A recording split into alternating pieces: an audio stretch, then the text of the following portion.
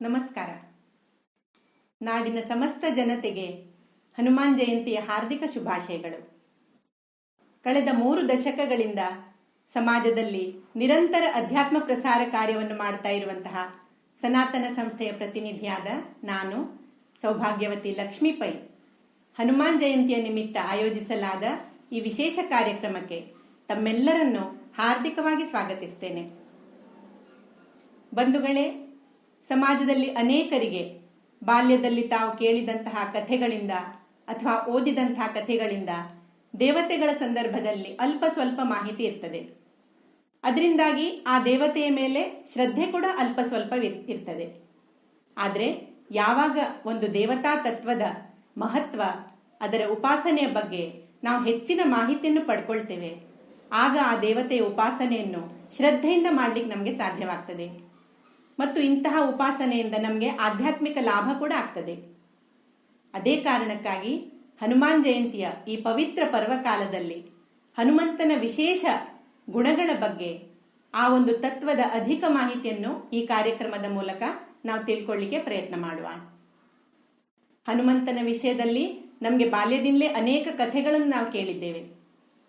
ಯಾವ ರೀತಿ ರಾಜ ದಶರಥನಿಗೆ ಪುತ್ರಕಾಮೇಷ್ಠಿ ಯಾಗವನ್ನು ಮಾಡಿದ್ದರಿಂದ ಅಗ್ನಿದೇವರು ನೀಡಿದ ಪ್ರಸಾದದಿಂದ 4 ಪುತ್ರರು ಜನ್ಮಕ್ಕೆ ಬಂದರು, ಅದೇ ರೀತಿ ಅಂಜನಾ ದೇವಿಗೆ ದೇವತೆಗಳ ಪ್ರಸಾದದಿಂದಲೇ ಹನುಮಂತನ ಜನ್ಮವಾಗಿತ್ತು.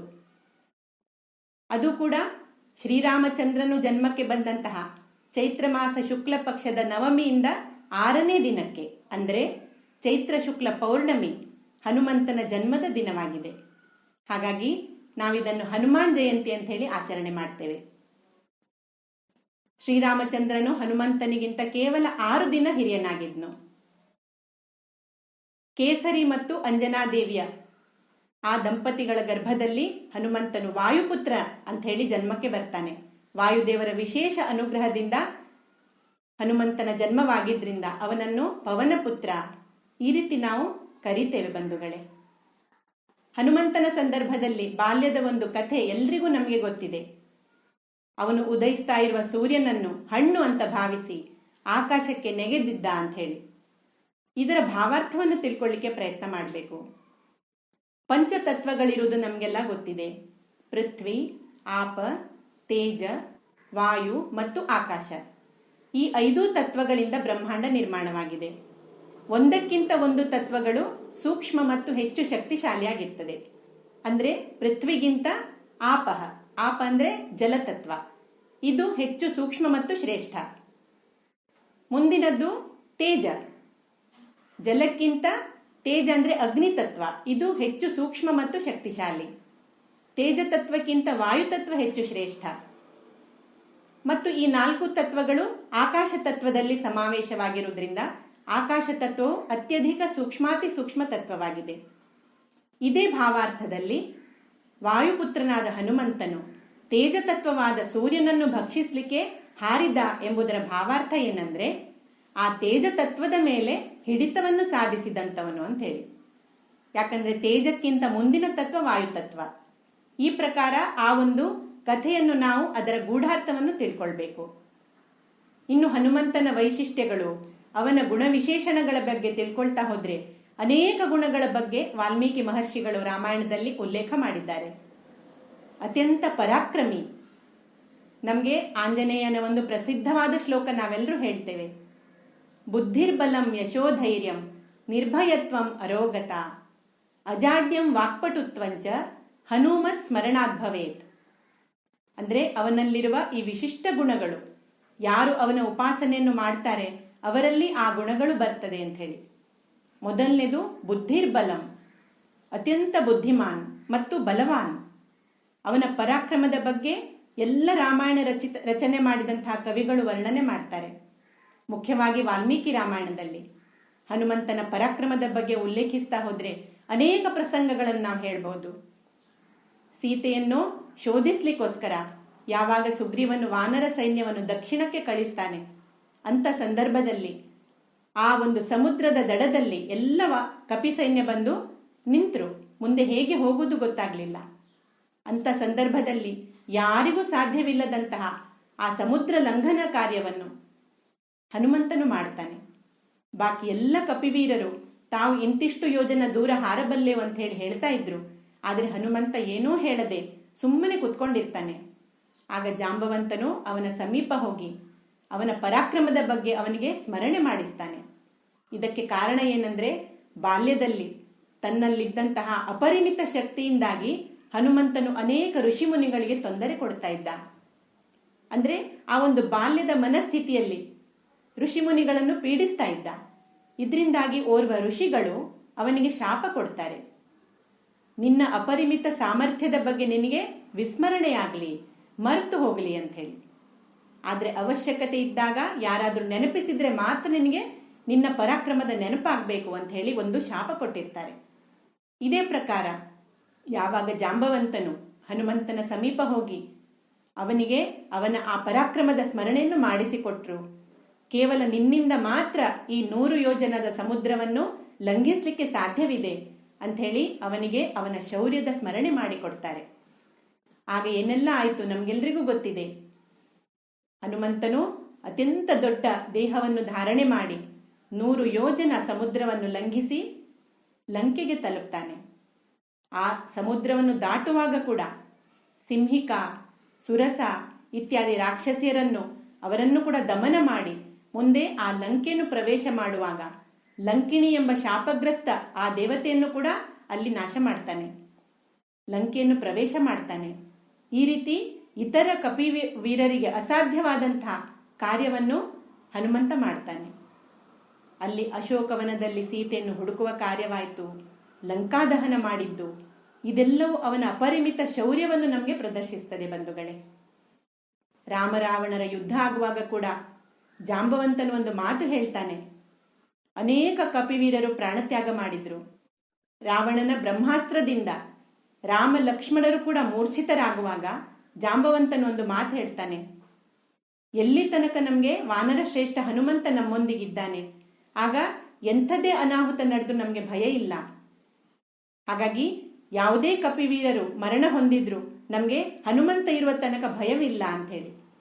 ಈ ಪ್ರಕಾರ ಜಾಂಬವಂತನು ಹನುಮಂತನ ಶೌರ್ಯವನ್ನು ಪ್ರಶಂಸೆ ಮಾಡ್ತಾನೆ.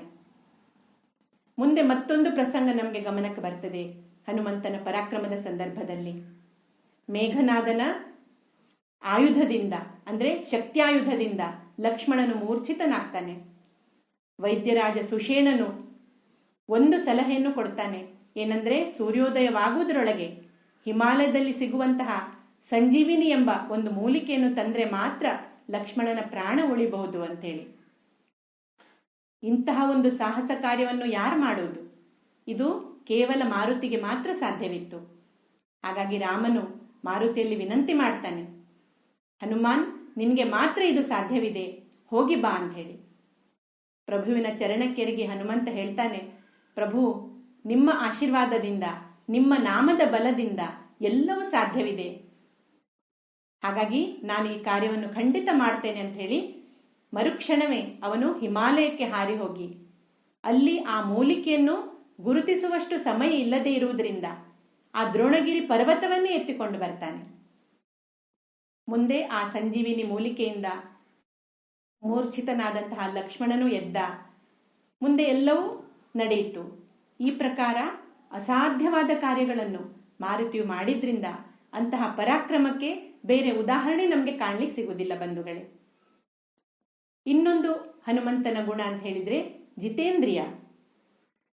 ಜಿತೇಂದ್ರಿಯ ಈ ಗುಣದ ಬಗ್ಗೆ ವಾಲ್ಮೀಕಿ ಮಹರ್ಷಿಗಳು ವರ್ಣನೆ ಮಾಡ್ತಾರೆ. ಸೀತಾ ಶೋಧಕ್ಕೋಸ್ಕರ ಯಾವಾಗ ಹನುಮಂತನು ಆ ಲಂಕಾಪುರಿಯನ್ನು ಅವನು ಹುಡುಕ್ತಾನೆ, ಅಲ್ಲಿ ಎಲ್ಲ ಅರಮನೆಗಳಲ್ಲಿ ಸೀತೆಗೋಸ್ಕರ ಅವನು ಹುಡುಕಾಡ್ತಾನೆ. ಆಗ ರಾವಣನ ಅಂತಃಪುರಕ್ಕೆ ಕೂಡ ಪ್ರವೇಶ ಮಾಡಬೇಕಾಯ್ತು. ಅಸಂಖ್ಯಾತ ಸುಂದರ ಸ್ತ್ರೀಯರು ಅಲ್ಲಿದ್ರು. ಅನೇಕ ಸ್ತ್ರೀಯರನ್ನು ರಾವಣ ಅಪಹರಣ ಮಾಡಿರ್ತಾನೆ, ತನ್ನ ಅಂತಃಪುರದಲ್ಲಿ ಇಟ್ಕೊಂಡಿರ್ತಾನೆ. ಅಂತಹ ಸ್ತ್ರೀಯರು ಅಸ್ತವ್ಯಸ್ತವಾಗಿ ಮಲಗಿದಂತಹ ಆ ಅಂತಃಪುರ ಪ್ರವೇಶ ಮಾಡಿದಾಗ ಹನುಮಂತನ ಮನಸ್ಸಿನಲ್ಲಿ ಕಿಂಚಿತ್ತೂ ವಿಕಾರ ಉಂಟಾಗ್ಲಿಲ್ಲ ಅಂಥೇಳಿ ವಾಲ್ಮೀಕಿ ಮಹರ್ಷಿಗಳು ಅವನ ಜಿತೇಂದ್ರಿಯತ್ವದ ಬಗ್ಗೆ ಪ್ರಶಂಸೆ ಮಾಡ್ತಾರೆ. ಮುಂದೆ ಅನೇಕ ರಾಮಾಯಣ ರಚನೆ ಮಾಡಿದ ಕವಿಗಳು ಕೂಡ ಮಾರುತಿಯ ಈ ಒಂದು ಜಿತೇಂದ್ರಿಯತ್ವದ ಬಗ್ಗೆ ಹೊಗಳಿರುವುದನ್ನು ನಾವು ಕಾಣ್ಲಿಕ್ಕೆ ಸಿಗ್ತದೆ. ಇನ್ನೊಂದು ಮಹಾಪರಾಕ್ರಮಿಯಾದ ಆಂಜನೇಯನ ವಿಶಿಷ್ಟ ಗುಣ ಅಂತ ಹೇಳಿದ್ರೆ ಅವನ ಭಕ್ತಿ. ಭಗವಂತನಿಗೆ ನವವಿಧ ಭಕ್ತಿಯಿಂದ ಒಲಿಸ್ಕೊಳ್ಬಹುದಂತ ಜ್ಞಾನಿಗಳು ಹೇಳ್ತಾರೆ. ಶ್ರವಣಂ ಕೀರ್ತನಂ ವಿಷ್ಣೋಹೋ ಸ್ಮರಣಂ ಪಾದ ಸೇವನಂ ಅರ್ಚನಂ ವಂದನಂ ದಾಸ್ಯಂ ಸಖ್ಯಂ ಆತ್ಮನಿವೇದನಂ ಅಂತ ಹೇಳಿ. ಅದರಲ್ಲಿ ದಾಸ್ಯ ಭಕ್ತಿಗೆ ಅತ್ಯುತ್ಕೃಷ್ಟವಾದ ಉದಾಹರಣೆ ಅಂತ ಹೇಳಿದ್ರೆ ಹನುಮಂತ. ಅವನು ನಿರಂತರವಾಗಿ ತಾನು ರಾಮನ ದಾಸ ಅಂತ ಹೇಳಿ ಗುರುತಿಸಿಕೊಳ್ತಾನೆ. ಅಖಂಡವಾಗಿ ರಾಮನಾಮವನ್ನು ಜಪಿಸಿಕೊಳ್ತಾ ಪ್ರಭುವಿನ ಕಾರ್ಯವನ್ನು ಅವನಿಗೆ ಹೇಗೆ ಅಪೇಕ್ಷಿತ ಇದೆ ಆ ರೀತಿ ಮಾಡಲಿಕ್ಕೆ ಸದಾ ಸನ್ನದ್ಧನಾಗಿರ್ತಾ ಇದ್ದ. ಹನುಮಂತನಷ್ಟು ಆ ಭಗವಂತನ ದಾಸ್ಯ ಭಕ್ತಿ ಮಾಡಿದ ಇನ್ನೊಂದು ಉದಾಹರಣೆ ನಮಗೆ ಕಾಣ್ಲಿಕ್ಕೆ ಸಿಗುವುದಿಲ್ಲ. ಈ ರೀತಿ ಆ ದಾಸ್ಯ ಭಕ್ತಿಯನ್ನು ನಾವೆಲ್ಲರೂ ಹನುಮಂತನಿಂದ ಆದರ್ಶ ಅಂತ ಹೇಳಿ ಕಲಿತುಕೊಳ್ಬೇಕಾಗ್ತದೆ ಬಂಧುಗಳೇ. ಮತ್ತೊಂದು ಪ್ರಸಂಗದಲ್ಲಿ ಪ್ರಭುವಿನ ಮೇಲಿನ ಆ ಭಕ್ತಿ ಮತ್ತು ಪ್ರೇಮಕ್ಕೆ ಉದಾಹರಣೆ ಅಂತ ಹೇಳಿ ಒಂದು ಪ್ರಸಂಗ ನಮಗೆ ರಾಮಾಯಣದಲ್ಲಿ ಬರ್ತದೆ. ಒಂದು ದಿನ ಸೀತಾಮಾತೆ ತನ್ನ ಬೈತಲೆಯಲ್ಲಿ ಸಿಂಧೂರವನ್ನು ಧಾರಣೆ ಮಾಡಿಕೊಳ್ತಾ ಇದ್ಲು. ಆಗ ಹನುಮಂತ ಅಲ್ಲಿ ಬರ್ತಾನೆ. ಮಾತೆಯಲ್ಲಿ ವಿಚಾರಿಸ್ತಾನೆ, ಮಾತೆ ಇದನ್ನು ಯಾಕಾಗಿ ನೀವು ಮಾಡ್ತಾ ಇದ್ದೀರಿ ಅಂತೇಳಿ. ಆಗ ಸೀತಾಮಾತೆ ಉತ್ತರ ಕೊಡ್ತಾಳೆ, ಬೈತಲೆಯಲ್ಲಿ ಸಿಂಧೂರ ಧಾರಣೆ ಮಾಡಿದ್ರಿಂದ ನಿನ್ನ ಪ್ರಭುವಿನ ಆಯುಷ್ಯ ವೃದ್ಧಿಸ್ತದೆ ಅಂತ ಹೇಳಿ. ಇದನ್ನು ಕೇಳಿ ವಿಚಾರ ಮಾಡ್ತಾನೆ ಹನುಮಂತ. ಕೇವಲ ಬೈತಲೆಯಲ್ಲಿ ಕಿಂಚಿತ್ ಸಿಂಧೂರ ಧರಿಸಿದ್ರೆ ಪ್ರಭುವಿನ ಆಯುಷ್ಯ ವರ್ಧಿಸ್ತದಾದ್ರೆ ನಾನು ಇಡೀ ಮೈಗೆ ಹಚ್ಚಿಕೊಂಡ್ರೆ ನನ್ನ ಪ್ರಭುವಿನ ಆಯುಷ್ಯ ಇನ್ನೆಷ್ಟು ವೃದ್ಧಿಸ್ಬೋದು. ಈ ರೀತಿ ತನ್ನ ಮುಗ್ಧ ಭಕ್ತಿಯಿಂದ ಮರುದಿನ ಆಸ್ಥಾನಕ್ಕೆ ಬರುವಾಗ ಇಡೀ ಮೈಗೆ ಸಿಂಧೂರವನ್ನು ಹಚ್ಚಿಕೊಂಡು ಬರ್ತಾನೆ. ಎಲ್ಲರೂ ಅದನ್ನು ನೋಡಿ ನಗುತ್ತಾರೆ. ಆದರೆ ಪ್ರಭು ರಾಮಚಂದ್ರನು ವಿಚಾರಿಸಿದಾಗ ಮಾರುತಿ ತನ್ನ ಮುಗ್ಧ ಉತ್ತರವನ್ನು ಕೊಡ್ತಾನೆ. ಪ್ರಭು, ಮಾತೆ ಈ ರೀತಿ ಹೇಳಿದ್ರು ನನಗೆ, ಅದಕ್ಕಾಗಿ ನನ್ನ ಇಡೀ ಮೈಗೆ ನಾನು ಸಿಂಧೂರ ಹಚ್ಚಿಕೊಂಡಿದ್ದೇನೆ. ಇದನ್ನು ಕೇಳಿ ಪ್ರಭು ರಾಮಚಂದ್ರ ಅತ್ಯಂತ ಪ್ರಸನ್ನನಾಗಿ ಮಾರುತಿಯನ್ನು ಆಲಿಂಗಿಸಿಕೊಳ್ತಾನೆ ಮತ್ತು ಅವನಿಗೆ ಚಿರಂಜೀವಿಯಾಗಬೇಕೆಂಬ ಒಂದು ವರದಾನವನ್ನು ಕೊಡ್ತಾನೆ. ಸಪ್ತ ಚಿರಂಜೀವಿಗಳಲ್ಲಿ ಮಾರುತಿ ಒಬ್ಬನಾಗಿದ್ದಾನೆ. ಇವತ್ತಿಗೂ ನಾವು ಪ್ರಾತಸ್ಮರಣೆ ಮಾಡುವಾಗ ಸಪ್ತ ಚಿರಂಜೀವಿಗಳ ಹೆಸರಿನಲ್ಲಿ ಹನುಮಂತನ ಉಲ್ಲೇಖ ಇದೆ ಬಂಧುಗಳೇ. ಇನ್ನೂ ಅನೇಕ ಗುಣಗಳು ಅಂದ್ರೆ ಎಲ್ಲಾ ರೀತಿಯ ಯೋಗ ಮಾರ್ಗದಲ್ಲಿ ಪ್ರವೀಣನಾಗಿರ್ತಾನೆ ಹನುಮಂತ. ಕರ್ಮಯೋಗ, ಭಕ್ತಿಯೋಗ, ನಾಮ ಸಂಕೀರ್ತನ ಯೋಗ ಅಂದ್ರೆ ಎಲ್ಲಾ ಯೋಗ ಮಾರ್ಗಗಳಲ್ಲಿ ಭಗವಂತನನ್ನು ಪ್ರಾಪ್ತ ಮಾಡಿಕೊಳ್ಳಿಕ್ಕೆ ಪ್ರಯತ್ನ ಮಾಡಿದಂಥವನು ಅಂತ ಹೇಳಿ. ವಾಲ್ಮೀಕಿ ಮಹರ್ಷಿಗಳು ಅವನ ಇನ್ನೊಂದು ಗುಣದ ಉಲ್ಲೇಖ ಮಾಡ್ತಾರೆ, ಸಂಗೀತ ಶಾಸ್ತ್ರ ಪ್ರವೀಣ ಅಂತ ಹೇಳಿ. ಇದಕ್ಕೆ ಕಾರಣವನ್ನು ಅವರು ವಿಶ್ಲೇಷಣೆ ಮಾಡ್ತಾರೆ. ಹನುಮಂತನು ಏಕಾದಶ ರುದ್ರರಲ್ಲಿ ಒಬ್ಬ, 11ನೇ ರುದ್ರ ಅಂತ ಹೇಳಲಾಗ್ತದೆ. ರುದ್ರ ಅಂದ್ರೆ ಶಿವನ ಒಂದು ಅಂಶ. ಶಿವ ಅಂತ ಹೇಳಿದ್ರೆ ಶಿವನ ಡಮರುಗದಿಂದ ಸಂಗೀತದ ಉತ್ಪನ್ನವಾಯಿತು. ಹಾಗಾಗಿ ಸಂಗೀತ ಶಾಸ್ತ್ರದ ಕರ್ತ ಅಂತೇಳಿ ನಾವು ಪರಶಿವನನ್ನು ಅವನನ್ನು ನಾವು ಸ್ಮರಿಸ್ತೇವೆ. ಅದೇ ರೀತಿ ಶಿವನ ಅಂಶಾವತಾರ ಅಂದ್ರೆ ರುದ್ರನಾಗಿರುವುದರಿಂದ ಹನುಮಂತನಿಗೂ ಕೂಡ ಆ ಒಂದು ಕಲೆಯಲ್ಲಿ ಪ್ರವೀಣನಾಗಿದ್ದಾನೆ. ಅದಕ್ಕಾಗಿ ಸಮರ್ಥ ರಾಮದಾಸ ಸ್ವಾಮೀಜಿಗಳು ಹನುಮಂತನ ವಿಶಿಷ್ಟ ಗುಣವನ್ನು ಹೇಳುವಾಗ ಸಂಗೀತ ಜ್ಞಾನ ಮಹಂತ ಅಂತ ಹೇಳಿ ತಮ್ಮ ಸ್ತೋತ್ರಗಳಲ್ಲಿ ಉಲ್ಲೇಖ ಮಾಡ್ತಾರೆ. ಇನ್ನೊಂದು ವಾಕ್ಪಟುತ್ವಂಚ ಅಂದ್ರೆ ಅತ್ಯಂತ ಉತ್ತಮ ವಾಗ್ಮಿಯಾಗಿದ್ದ ಅವನು.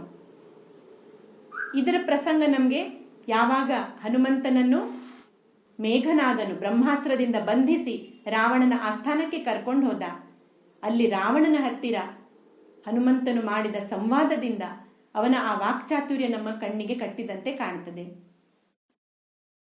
ಪ್ರಥಮ ಬಾರಿ ರಾಮ ಲಕ್ಷ್ಮಣರ ಭೇಟಿಯಾದಾಗ ಕೂಡ ಸುಗ್ರೀವನು ಹನುಮಂತನನ್ನೇ ಕಳಿಸ್ತಾನೆ, ಇವ್ರು ಯಾರಂತ ನೋಡಿ ಬಾ ಅಂತ ಹೇಳಿ. ಅಲ್ಲಿ ಕೂಡ ತನ್ನ ಅತ್ಯಂತ ವಿನಮ್ರ ಭಾವದಿಂದ ಸುಮಧುರ ಮಾತುಗಳಿಂದ ಪ್ರಭು ರಾಮಚಂದ್ರನ ಮನಸ್ಸನ್ನು ಗೆಲ್ತಾನೆ. ಅಶೋಕವನದಲ್ಲಿ ಸೀತೆಯ ಭೇಟಿಗೆ ಹೋದಾಗ ಕೂಡ ಅವಳಿಗೆ ಗಾಬರಿಯಾಗಬಾರ್ದು, ಅದಕ್ಕಾಗಿ ಮೊದಲು ರಾಮನ ಮುದ್ರಿಕೆಯನ್ನು ಹಾಕಿ ನಂತರ ಅವಳಿಗೆ ತನ್ನ ದರ್ಶನವನ್ನು ಕೊಟ್ಟು ಅತ್ಯಂತ ದಾಸ್ಯ ಭಾವದಿಂದ ಪ್ರೀತಿಯಿಂದ ಅವಳ ಹತ್ರ ಮಾತಾಡಿ ಅವಳ ಮನಸ್ಸನ್ನು ಗೆಲ್ತಾನೆ. ಈ ಪ್ರಕಾರ ಪ್ರತಿಯೊಂದು ಗುಣಗಳು ನಮಗೆ ಹನುಮಂತನಿಂದ ಆದರ್ಶ ಅಂತ ಹೇಳಿ ಕಲೀಲಿಕ್ಕೆ ಸಿಗ್ತದೆ ಬಂಧುಗಳೇ. ಮತ್ತೊಂದು ವಿಶಿಷ್ಟ ಹನುಮಂತನ ತತ್ವದ ಜನರು ಮಾಡೋ ಉಪಾಸನೆ ಅಂತ ಹೇಳಿದ್ರೆ ಅವನು ಭೂತ ಪ್ರೇತ ಪಿಶಾಚಿಗಳನ್ನು ನಾಶ ಮಾಡುವಂಥವನು ಅಂತ ಹೇಳಿ, ಕೆಟ್ಟ ಶಕ್ತಿಗಳ ತೊಂದರೆಯನ್ನು ದೂರ ಮಾಡುವಂತಹ ದೇವತೆ. ಇವತ್ತಿಗೂ ಸಮಾಜದಲ್ಲಿ ಯಾರಿಗಾದ್ರೂ ಅನಿಷ್ಟ ಶಕ್ತಿಗಳ ತೊಂದರೆ ಆಗ್ತಾ ಇದ್ರೆ ಅವರು ಹನುಮಂತನ ಉಪಾಸನೆಯನ್ನು ಮಾಡಲಿಕ್ಕೆ ಹೇಳಲಾಗ್ತದೆ. ಅವರನ್ನು ಮಾರುತಿಯ ದೇವಸ್ಥಾನಕ್ಕೆ ಕರ್ಕೊಂಡು ಹೋಗುವುದು, ಅಲ್ಲಿ ಮಾರುತಿಯ ತೀರ್ಥದಿಂದ ಪ್ರೋಕ್ಷಣೆ ಮಾಡುವುದು, ಹನುಮಂತನ ಜಪ ಮಾಡುವುದು, ಹನುಮಾನ್ ಸ್ತೋತ್ರವನ್ನು ಹೇಳುವುದು, ಈ ರೀತಿಯೆಲ್ಲ ಉಪಾಯಗಳನ್ನು ಮಾಡ್ತಾರೆ. ಅದೇ ರೀತಿ ಕೆಟ್ಟ ಶಕ್ತಿಯ ತೊಂದರೆ ಇದ್ದವರಿಗೆ ತೆಂಗಿನಕಾಯಿಯಿಂದ ದೃಷ್ಟಿ ನಿವಾಳಿಸಿ ಆ ತೆಂಗಿನಕಾಯಿಯನ್ನು ಹನುಮಂತನ ದೇವಸ್ಥಾನದ ಎದುರಿಗೆ ಒಡಿತಾರೆ. ಇದಕ್ಕೆ ಕಾರಣವೇನಂತ ಹೇಳಿದ್ರೆ, ತೆಂಗಿನಕಾಯಿ ಇದು ದೇವತಾ ತತ್ವಗಳನ್ನು ತನ್ನ ಜುಟ್ಟಿನ ಮುಖಾಂತರ ಹೇಗೆ ಆಕರ್ಷಿಸ್ತದೆ ಅದೇ ರೀತಿ ಕೆಟ್ಟ ಸ್ಪಂದನಗಳನ್ನು ಕೂಡ ಆಕರ್ಷಿಸ್ತದೆ ಬಂಧುಗಳೇ. ಅದಕ್ಕಾಗಿ ದೃಷ್ಟಿ ನಿವಾಳಿಸ್ಲಿಕ್ಕೂ ಕೂಡ ತೆಂಗಿನಕಾಯನ್ನು ಉಪಯೋಗಿಸ್ತೇವೆ. ಅದನ್ನು ಶ್ರೀಫಲ ಅಂತ ಹೇಳ್ತೇವೆ ನಾವು. ಯಾವುದಾದ್ರೂ ವ್ಯಕ್ತಿಗೆ ಅನಿಷ್ಟ ಶಕ್ತಿಯ ತೊಂದರೆ ಆಗ್ತಾ ಇದ್ರೆ ಜುಟ್ಟು ಮತ್ತು ನೀರಿರುವ ತೆಂಗಿನಕಾಯಿಯಿಂದ ಅವನಿಗೆ ದೃಷ್ಟಿ ನಿವಾಳಿಸಬೇಕು. ಅಲ್ಲಿ ನಾವು ಪ್ರಾರ್ಥನೆಯನ್ನು ಮಾಡಬೇಕು. ಮಾರುತಿರಾಯನಲ್ಲಿ ಪ್ರಾರ್ಥಿಸ್ತಾ ಆ ಜುಟ್ಟಿನ ಮುಖಾಂತರ ಆ ಅನಿಷ್ಟ ಶಕ್ತಿಯ ಎಲ್ಲ ಸ್ಪಂದನಗಳು ತೆಂಗಿನಕಾಯಿಯಲ್ಲಿ ಆಕರ್ಷಿಸಲ್ಪಡ್ಲಿ ಮತ್ತು ಹೇ ಮಾರುತಿರಾಯ, ನಿನ್ನ ಕೃಪೆಯಿಂದ ಅದು ನಷ್ಟವಾಗಲಿ ಅಂಥೇಳಿ ಪ್ರಾರ್ಥಿಸಿಕೊಂಡು ನಾವು ದೃಷ್ಟಿಯನ್ನು ನಿವಾಳಿಸಬೇಕು. ಆಮೇಲೆ ಆ ತೆಂಗಿನಕಾಯಿಯನ್ನು ಮಾರುತಿ ದೇವಸ್ಥಾನದ ಎದುರಿಗೆ ಹೋಗಿ ಒಡಿಬೇಕು. ಇದರಿಂದ ಆ ಹನುಮಂತನ ಶಕ್ತಿಯಿಂದಾಗಿ ಅದರಲ್ಲಿರುವ ಕೆಟ್ಟ ಸ್ಪಂದನಗಳು ನಷ್ಟವಾಗ್ತದೆ ಮತ್ತು ವ್ಯಕ್ತಿಗೆ ಆಗ್ತಾ ಇರುವಂತಹ ಆ ತೊಂದರೆಗಳ ನಿವಾರಣೆ ಆಗ್ತದೆ. ಶನಿ ಗ್ರಹದ ತೊಂದರೆ ಇರುವವರು ಅಂದ್ರೆ ಶನಿ ದಶೆ, 7ನೇ ಶನಿ ಇತ್ಯಾದಿ ಆ ಗ್ರಹ ದೋಷಗಳಿಂದ ಪೀಡಿತರಾದವರು ಕೂಡ ಮಾರುತಿ ಸ್ತೋತ್ರವನ್ನು ಹೇಳಬೇಕಂತ ಹೇಳ್ತಾರೆ. ಯಾಕಂದ್ರೆ ಶನಿ ಗ್ರಹಕ್ಕೂ ಕೂಡ ಮಾರುತಿಗೆ ತೊಂದರೆ ಕೊಡ್ಲಿಕ್ಕೆ ಸಾಧ್ಯ ಇಲ್ಲ. ಅದಕ್ಕಾಗಿ ಶನಿ ಪೀಡಾ ನಿವಾರಣಾರ್ಥವಾಗಿ ಕೂಡ ಮಾರುತಿಯ ಉಪಾಸನೆಯನ್ನು ಮಾಡಬೇಕು. ಲಂಕೆಯಲ್ಲಿ ಕೂಡ ಹನುಮಂತನು ಹೋದಾಗ ಅಲ್ಲಿ ಯಾವುದೇ ರಾಕ್ಷಸರಿಗೆ ಹನುಮಂತನಿಗೆ ಯಾವುದೇ ತೊಂದರೆ ಕೊಡ್ಲಿಕ್ಕಾಗಲಿಲ್ಲ. ಈ ರೀತಿ ಹನುಮಂತನ ಉಪಾಸನೆಯಿಂದ ನಮಗೆ ಈ ಎಲ್ಲ ಒಂದು ಲಾಭಗಳಾಗ್ತದೆ. ಅವನಲ್ಲಿರುವ ಈ ವಿಶಿಷ್ಟ ಗುಣವೈಶಿಷ್ಟ್ಯಗಳನ್ನು ಕೂಡ ನಾವೆಲ್ಲರೂ ಆದರ್ಶವಾಗಿ ತಕ್ಕೊಳ್ಬಹುದು ಬಂಧುಗಳೇ. ಮಾರುತಿಯ ಉಪಾಸನೆಗೆ ಹಲವು ರೀತಿಯ ಮೂರ್ತಿಗಳು ನಮಗೆ ಸಮಾಜದಲ್ಲಿ ಕಾಣ್ಲಿಕ್ಕೆ ಸಿಗ್ತದೆ. ಪ್ರತಾಪ ಮಾರುತಿ ಈ ಒಂದು ರೂಪದಲ್ಲಿ ಹನುಮಂತನು ಭವ್ಯ ರೂಪದಲ್ಲಿ ನಮಗೆ ಕಾಣ್ತಾನೆ. ಒಂದು ಕೈಯಲ್ಲಿ ಗದೆ, ಇನ್ನೊಂದು ಕೈಯಲ್ಲಿ ದ್ರೋಣಗಿರಿ ಪರ್ವತವನ್ನು ಎತ್ತಿದಂತಹ ರೂಪ. ಇನ್ನೊಂದು ದಾಸ ಮಾರುತಿ. ಈ ಮೂರ್ತಿಯು ನಮ್ರವಾಗಿ ರಾಮನ ಎದುರಿಗೆ ಕೈ ಜೋಡಿಸಿಕೊಂಡು ನಿಂತಹ ರೂಪದಲ್ಲಿ, ಅದರಲ್ಲಿ ಬಾಲವು ನೆಲದ ಮೇಲೆ ಮಲಗಿರ್ತದೆ, ಶಿರವನ್ನು ಬಾಗಿ ಇದ್ದಂತಹ ಈ ರೂಪದಲ್ಲಿ ದಾಸಮಾರುತಿಯ ಮೂರ್ತಿ ಇರ್ತದೆ.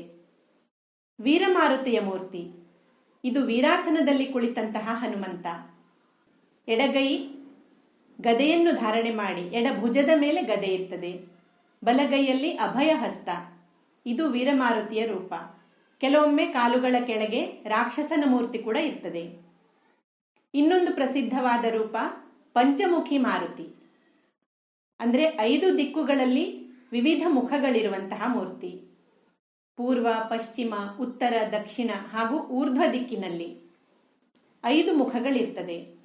ಅಂದ್ರೆ ಆ 5 ದಿಕ್ಕುಗಳ ಮೇಲೆ ಪ್ರಭುತ್ವ ಇರುವವನು, 5 ದಿಕ್ಕುಗಳಲ್ಲಿ ಗಮನ ಮಾಡುವವನು, ಈ ಪ್ರಕಾರದ ಅರ್ಥವನ್ನು ಕೊಡುವಂತಹ ಈ ಪಂಚಮುಖಿ ಹನುಮಂತನ ಮೂರ್ತಿ. ಮತ್ತೊಂದು ನಮಗೆ ದಕ್ಷಿಣಾಭಿಮುಖಿ. ಇಂತಹ ಒಂದು ಮೂರ್ತಿಯಲ್ಲಿ ಹನುಮಂತನ ಮುಖವು ದಕ್ಷಿಣ ದಿಕ್ಕಿಗೆ ಅಂದ್ರೆ ಬಲಗಡೆಗೆ ತಿರುಗಿಕೊಂಡಿರ್ತದೆ. ಬಲಬದಿ ಅಂದ್ರೆ ಯಾವತ್ತೂ ಕೂಡ ಅದು ಸೂರ್ಯನಾಡಿ ಜಾಗೃತವಾಗಿರುವಂತಹದ್ದು. ಶರೀರದ ಬಲಬದಿಯಲ್ಲಿ ಸೂರ್ಯನಾಡಿ ಇರ್ತದೆ ಬಂಧುಗಳೇ. ಹಾಗಾಗಿ ಬಲಗಡೆಗೆ ಮುಖ ಇರುವಂತಹ ಮಾರುತಿಯ ಮೂರ್ತಿ ಅಂದ್ರೆ ಅತಿ ಹೆಚ್ಚು ಶಕ್ತಿ ಇರುವಂತಹ ಮೂರ್ತಿ. ಅನಿಷ್ಟ ಶಕ್ತಿಗಳ ತೊಂದರೆ ನಿವಾರಣೆಗೋಸ್ಕರ ಈ ದಕ್ಷಿಣಮುಖಿ ಮಾರುತಿಯ ಉಪಾಸನೆಯನ್ನು ಮಾಡ್ತಾರೆ. ಅದೇ ರೀತಿ ವಾಮಮುಖಿ ಮಾರುತಿ. ವಾಮ ಅಂತ ಹೇಳಿದ್ರೆ ಎಡ ದಿಕ್ಕು. ಎಡಬದಿಯಲ್ಲಿ ಯಾವತ್ತೂ ಚಂದ್ರನಾಡಿ ಇರ್ತದೆ, ಶೀತಲ ಮತ್ತು ಆನಂದದಾಯಕ. ಹಾಗಾಗಿ ಎಡಗಡೆಗೆ ಮುಖವನ್ನು ಮಾಡಿಕೊಂಡಿರುವಂತಹ ಈ ಮಾರುತಿಯ ಮೂರ್ತಿಯನ್ನು ಆಧ್ಯಾತ್ಮಿಕ ಸಾಧನೆಗೆ ಪೂರಕವಾಗಿರುವಂತೆ ಉಪಾಸಕರು ಅದನ್ನು ಉಪಾಸನೆ ಮಾಡ್ತಾರೆ. ಈ ರೀತಿಯಲ್ಲಿ ವಿವಿಧ ರೂಪಗಳಲ್ಲಿ ನಮಗೆ ಸಮಾಜದಲ್ಲಿ ಮಾರುತಿಯ ಮೂರ್ತಿಗಳು ಕಾಣ್ಲಿಕ್ಕೆ ಸಿಗ್ತದೆ. ಹನುಮಾನ್ ಜಯಂತಿಯ ದಿವಸ ನಾವು ಯಾವ ರೀತಿಯಲ್ಲಿ ಮಾರುತಿಯ ಉಪಾಸನೆ ಮಾಡಬಹುದು ಅದನ್ನೀಗ ತಿಳ್ಕೊಳ್ಳುವ. ಪ್ರಾತಃ ಕಾಲದಲ್ಲಿ ಸೂರ್ಯೋದಯವಾಗುವ ಸಂದರ್ಭದಲ್ಲಿ ಮಾರುತಿಯ ಜನ್ಮವಾಗಿದ್ದರಿಂದ ಅದೇ ಸಮಯದಲ್ಲಿ ಮಾರುತಿಯ ಪೂಜೆಯನ್ನು ಮಾಡಲಾಗ್ತದೆ. ಮುಖ್ಯವಾಗಿ ನಾವು ಹನುಮಾನ್ ಜಯಂತಿಯ ದಿವಸ ಹನುಮಂತನ ತತ್ವವನ್ನು ಆಕರ್ಷಿಸುವಂತಹ ರಂಗೋಲಿಯನ್ನು ಮನೆ ಎದುರಿಗೆ ಮತ್ತು ದೇವಸ್ಥಾನಗಳಲ್ಲಿ ಕೂಡ ಅಂತಹ ರಂಗೋಲಿಯನ್ನು ಹಾಕಬೇಕು. ರಂಗೋಲಿ ಕೂಡ ಒಂದು ಆಧ್ಯಾತ್ಮಿಕ ಕಲೆಯಾಗಿದೆ ಬಂಧುಗಳೇ. ಮಾರುತಿ ತತ್ವವನ್ನು ಅತ್ಯಧಿಕ ಪ್ರಮಾಣದಲ್ಲಿ ಆಕರ್ಷಿಸುವಂತಹ ರಂಗೋಲಿ ಹಾಕಿದ್ರಿಂದ ಬ್ರಹ್ಮಾಂಡದಲ್ಲಿ ದೂರ ದೂರದ ಕಡೆಗೆ ಇರುವಂತಹ ಆ ಮಾರುತಿಯ ತತ್ವ ಮನೆಯ ಕಡೆಗೆ ಆಕರ್ಷಿತವಾಗ್ತದೆ. ಮನೆಯಲ್ಲಿದ್ದವರಿಗೆ ಅದರಿಂದ ಆಧ್ಯಾತ್ಮಿಕ ಲಾಭವಾಗ್ತದೆ. ಮಾರುತಿಯ ಉಪಾಸನೆಯಲ್ಲಿ ನಮಗೆ ಮುಖ್ಯವಾಗಿ ಎಳ್ಳೆಣ್ಣೆ, ಸಿಂಧೂರ, ಎಕ್ಕದ ಎಲೆ ಮತ್ತು ಹೂಗಳನ್ನು ಅರ್ಪಿಸಬೇಕು ಅಂತ ಹೇಳ್ತಾರೆ. ನಮ್ಮ ಹಿರಿಯರು ನಮಗೆ ದೇವತೆಗಳ ಉಪಾಸನೆಯಲ್ಲಿ ಕೆಲವೊಂದು ವಸ್ತುಗಳು ಆ ದೇವರಿಗೆ ಪ್ರೀತಿ ಅಂತ ಹೇಳ್ತಾರೆ. ಉದಾಹರಣೆಗೆ ಗಣಪತಿಯ ಉಪಾಸನೆಯಲ್ಲಿ ನಾವು ಗರಿಕೆ ಅಂದ್ರೆ ದೂರ್ವೆಯನ್ನು ಉಪಯೋಗಿಸ್ತೇವೆ. ಕೆಂಪು ದಾಸವಾಳದ ಹೂಗಳನ್ನು ಅರ್ಪಿಸ್ತೇವೆ. ಶಿವನಿಗೆ ನಾವು ಬಿಲ್ವಪತ್ರೆ, ತುಂಬೆ ಹೂವನ್ನು ಅರ್ಪಿಸ್ತೇವೆ. ವಿಷ್ಣುವಿನ ಆರಾಧನೆಯಲ್ಲಿ ತುಳಸಿಯನ್ನು ಉಪಯೋಗಿಸ್ತೇವೆ. ಅದೇ ಪ್ರಕಾರ ಮಾರುತಿಯ ಆರಾಧನೆಯಲ್ಲಿ ನಮಗೆ ಎಕ್ಕದ ಎಲೆ ಮತ್ತು ಹೂಗಳು, ಸಿಂಧೂರ ಇದು ಮಾರುತಿಗೆ ಪ್ರೀತಿ ಅಂತ ಹೇಳ್ತಾರೆ. ಇದರ ಹಿಂದಿನ ಆಧ್ಯಾತ್ಮಿಕ ಕಾರಣ ಏನಂತ ಹೇಳಿದ್ರೆ, ಈ ವಿಶಿಷ್ಟ ವಸ್ತುಗಳಲ್ಲಿ ಆಯಾ ದೇವತೆಯ ತತ್ವವನ್ನು ಆಕರ್ಷಿಸುವ ಮತ್ತು ಪ್ರಕ್ಷೇಪಣೆ ಮಾಡುವ ಕ್ಷಮತೆ ಇತರ ವಸ್ತುಗಳಿಗಿಂತ ಹೆಚ್ಚಿನ ಪ್ರಮಾಣದಲ್ಲಿರ್ತದೆ. ಅದಕ್ಕಾಗಿ ನಾವು ಯಾವಾಗ ಆ ವಿಶಿಷ್ಟ ವಸ್ತುಗಳನ್ನು ಪೂಜೆಯಲ್ಲಿ ಉಪಯೋಗಿಸ್ತೇವೆ ಆಗ ಆ ಮೂರ್ತಿ ಜಾಗೃತವಾಗ್ತದೆ. ಪೂಜೆಯ ಮುಖ್ಯ ಉದ್ದೇಶ ಏನು? ಆ ಮೂರ್ತಿಯಲ್ಲಿ ಆ ದೇವತೆಯ ಚೈತನ್ಯ ಹೆಚ್ಚಿನ ಪ್ರಮಾಣದಲ್ಲಿ ಜಾಗೃತವಾಗಬೇಕು ಮತ್ತು ಪೂಜಕನಿಗೆ ಅದರಿಂದ ಆಧ್ಯಾತ್ಮಿಕ ಲಾಭವಾಗಬೇಕೆಂಬುದು. ಅದಕ್ಕಾಗಿ ಮಾರುತಿಯ ತತ್ವವನ್ನು ಬ್ರಹ್ಮಾಂಡದ ದೂರ ದೂರದ ಮಹಾಲೋಕದವರೆಗಿನ ಸೂಕ್ಷ್ಮಾತಿ ಸೂಕ್ಷ್ಮ ಕಣಗಳನ್ನು ಆಕರ್ಷಿಸುವ ಕ್ಷಮತೆ ಎಕ್ಕದ ಎಲೆ ಮತ್ತು ಹೂಗಳಲ್ಲಿದೆ, ಸಿಂಧೂರದಲ್ಲೂ ಇದೆ. ಅದಕ್ಕಾಗಿ ಮಾರುತಿಗೆ ಪೂಜೆಯಲ್ಲಿ ಈ ವಸ್ತುಗಳನ್ನು ಉಪಯೋಗ ಮಾಡ್ತೇವೆ. ಎಳ್ಳೆಣ್ಣೆಯಿಂದ ನಾವು ಮಾರುತಿಗೆ ದೀಪವನ್ನು ಹಚ್ಚಬೇಕಂತ ಹೇಳ್ತೇವೆ. ಅನಿಷ್ಟ ಶಕ್ತಿಯ ತೊಂದರೆ ಇರುವವರು ಎಳ್ಳೆಣ್ಣೆಯಲ್ಲಿ ಮುಖವನ್ನು ನೋಡಿ ಅದರಿಂದ ಮಾರುತಿಗೆ ದೀಪವನ್ನು ಹಚ್ಚಿದ್ರೆ ಅವರ ತೊಂದರೆಗಳು ಕಡಿಮೆ ಆಗ್ತದೆ. ಈ ಎಲ್ಲ ವಿಶಿಷ್ಟ ವಸ್ತುಗಳನ್ನು ಉಪಯೋಗಿಸಿ ನಾವೆಲ್ಲರೂ ಮಾರುತಿಯ ಉಪಾಸನೆ ಮಾಡೋಣ. ಅದೇ ರೀತಿ ಮಾರುತಿಗೆ ಚಮೇಲಿ, ಕೇದಗೆ ಮುಂತಾದ ಸುಗಂಧದ ಉದ್ಬತ್ತಿಯನ್ನು ನಾವು ಉಪಯೋಗಿಸಬೇಕು. ಪ್ರದಕ್ಷಿಣೆಯನ್ನು 5 ಅಥವಾ 5ರ ಪಟ್ಟಿನಲ್ಲಿ ಅಂದ್ರೆ 10, 15, 20 ಈ ರೀತಿಯಲ್ಲಿ ಪ್ರದಕ್ಷಿಣೆಗಳನ್ನು ಹಾಕಬೇಕು ಬಂಧುಗಳೇ. ಇದರ ಉದ್ದೇಶ ಏನಂತ ಹೇಳಿದ್ರೆ 5 ತತ್ವಗಳ ಮೇಲೆ ಪ್ರಭುತ್ವ ಇರುವವನು. ಅದಕ್ಕಾಗಿ 5 ಸಂಖ್ಯೆ. ನಾವು ಪ್ರದಕ್ಷಿಣೆಗೂ ಅದೇ ರೀತಿ ಮಾಡಬೇಕು. ಹೂಗಳನ್ನು ಅರ್ಪಿಸುವಾಗ 5 ಅಥವಾ 5ರ ಪಟ್ಟಿನಲ್ಲಿ ಸಮರ್ಪಣೆ ಮಾಡಬೇಕು. ಪ್ರತಿಯೊಂದು ಪ್ರದಕ್ಷಿಣೆ ಹಾಕುವಾಗ ಒಂದು ಪ್ರದಕ್ಷಿಣೆಯಾದ ನಂತರ ದೇವರೆದುರಿಗೆ ಬಂದು ನಮಸ್ಕಾರ ಹಾಕಿ ನಂತರ ಇನ್ನೊಂದು ಪ್ರದಕ್ಷಿಣೆ ಪ್ರಾರಂಭ ಮಾಡಬೇಕು. ಈ ಪ್ರಕಾರ ಮಾರುತಿಯ ಪೂಜೆಯನ್ನು ನಾವೆಲ್ಲರೂ ಮಾಡೋಣ. ಈಗ ಕೊರೋನಾದ ಸಂಕಟ ಕಾಲ ಇರುವುದರಿಂದ ದೇವಸ್ಥಾನಕ್ಕೆ ಹೋಗ್ಲಿಕ್ಕೆ ನಮಗೆ ಆಗ್ಲಿಕ್ಕಿಲ್ಲ. ಆದ್ರೆ ನಾವು ಉಪಾಸನಾ ಕಾಂಡದ ಅಂತರ್ಗತ ಹನುಮಂತನ ಜಪ, ಮಾರುತಿ ಸ್ತೋತ್ರ, ಈಗ ನಮ್ಗೆಲ್ರಿಗೂ ಗೊತ್ತಿದೆ ಹನುಮಾನ್ ಚಾಲಿಸ, ಇದನ್ನೆಲ್ಲೆಡೆ ಪಠಣ ಮಾಡ್ತಾರೆ. ತುಳಸಿದಾಸರು ರಚನೆ ಮಾಡಿದಂತಹ ಈ ಹನುಮಾನ್ ಚಾಲಿಸವನ್ನು ನಾವೆಲ್ಲರೂ ಪಠಣ ಮಾಡುವ. ಅದೇ ರೀತಿ ಸಂಕಟ ಮೋಚನ ಮಾರುತಿ ಸ್ತೋತ್ರ ಇದನ್ನು ಕೂಡ ಹೇಳ್ಬಹುದು. ಹನುಮಾನ್ ಜಯಂತಿಯ ದಿವಸ ಮಾರುತಿಯ ತತ್ವವು ಇತರ ದಿನಗಳಿಗಿಂತ 1,000 ಪಟ್ಟು ಹೆಚ್ಚು ಕಾರ್ಯನಿರತ ಇರುವುದರಿಂದ ನಾವೆಲ್ಲರೂ ಶ್ರದ್ಧಾಭಕ್ತಿಯಿಂದ ಶ್ರೀ ಹನುಮತೆ ನಮಃ ಈ ಜಪವನ್ನು ಮಾಡುವ ಬಂಧುಗಳೇ. ಅದೇ ರೀತಿ ಸಮರ್ಥ ರಾಮದಾಸ ಸ್ವಾಮೀಜಿಗಳು 13 ಕೋಟಿ ರಾಮನಾಮವನ್ನು ಜಪಿಸಿದ ನಂತರ ಅವರಿಗೆ ಮಾರುತಿ ಪ್ರತ್ಯಕ್ಷನಾಗಿದ್ದ. ಆಗ ಆ ಮಾರುತಿಯ ರೂಪವನ್ನು ದರ್ಶನ ಮಾಡ್ತಾ ಅವರು ರಚಿಸಿದಂತಹ ಮಾರುತಿ ಸ್ತೋತ್ರ ಅದನ್ನು ಕೂಡ ನಾವು ಹೇಳಬಹುದು. ಈ ಎಲ್ಲ ಸ್ತೋತ್ರಗಳು ಮತ್ತು ನಾಮಜಪ ತಮಗೆ ಸನಾತನ ಸಂಸ್ಥೆಯಿಂದ ನಿರ್ಮಿತವಾದಂತಹ ಸನಾತನ ಚೈತನ್ಯ ಆ್ಯಪ್ ಇದರ ಮುಖಾಂತರ ಲಭ್ಯ ಇದೆ ಬಂಧುಗಳೇ. ತಾವೆಲ್ಲರೂ ಪ್ಲೇಸ್ಟೋರಿಗೆ ಹೋಗಿ ಈ ಆ್ಯಪನ್ನು ಡೌನ್ಲೋಡ್ ಮಾಡಿಕೊಂಡ್ರೆ ನಿಮಗೆ ಈ ಎಲ್ಲ ಚೈತನ್ಯಮಯವಾದಂತಹ ಸ್ತೋತ್ರಗಳು, ಮಾರುತಿಯ ನಾಮಜಪ ಇದೆಲ್ಲವೂ ಕೇಳಲಿಕ್ಕೆ ಸಿಗ್ತದೆ. ಇದರ ಆಧ್ಯಾತ್ಮಿಕ ಲಾಭವನ್ನು ನಾವೆಲ್ಲರೂ ಪಡ್ಕೊಳ್ಳುವ. ಅದೇ ರೀತಿ ನಾವೆಲ್ಲರೂ ಮಾರುತಿಯು ಜನ್ಮಕ್ಕೆ ಬಂದಂತಹ ಆ ಪ್ರಾತಃ ಕಾಲದ ಸಮಯದಲ್ಲಿ ಅವನಲ್ಲಿ ಪ್ರಾರ್ಥನೆಯನ್ನು ಕೂಡ ಮಾಡುವ. ಹೇ ಮಾರುತಿರಾಯ, ಹೇಗೆ ನೀನು ಅಧರ್ಮಿ ರಾಕ್ಷಸರನ್ನು ರಾಮನಾಮದ ಬಲದಿಂದ ನಿರ್ನಾಮ ಮಾಡಿದೆ, ಅದೇ ರೀತಿ ನಮ್ಮೆಲ್ಲರಲ್ಲೂ ಆ ರಾಮನ ಸಂದರ್ಭದಲ್ಲಿ ದಾಸ್ಯ ಭಕ್ತಿಯನ್ನು ನೀಡು. ನಾವೆಲ್ಲರೂ ನಿನ್ನ ಹಾಗೆ ಭಕ್ತಿಯನ್ನು ಮಾಡಲಿಕ್ಕೆ ನೀನೇ ನಮಗೆ ಶಕ್ತಿ ಮತ್ತು ಆಶೀರ್ವಾದವನ್ನು ನೀಡು.